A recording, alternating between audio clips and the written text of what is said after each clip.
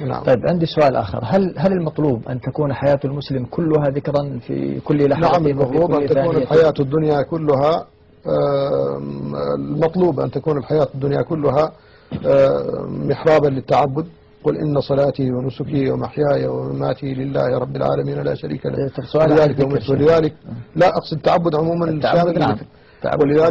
ولذلك فالإنسان إذا لم ينسى الله جل جلاله لم ينسه الله يوم القيامة، وإذا نسي الله نسيه فيهينه ويذله عندما ينساه. طيب دعني أحدد السؤال، الذكر يأكل باللسان مثلا، هل المطلوب من المسلم أن يكون يومه كله لسانه؟ لا، هذا مقام من مقامات أهل الإيمان، وهو مقام ذاكرين الله كثيرا، يعني فاضل جدا. طيب كيف نصنع بحديث جويرية لما بقيت تذكر من الفجر إلى الصباح فقال صلى الله عليه وسلم وقد خرج إلى أمره؟ نعم، هذه النبي صلى الله عليه وسلم كل وقته كان ذكرا. نعم. وفي حديث عائشة أنه يذكر الله على كل أحيانه، ونعم حتى في اضطجاعه وفي قيامه وفي شغله وفي كل أموره يذكر الله.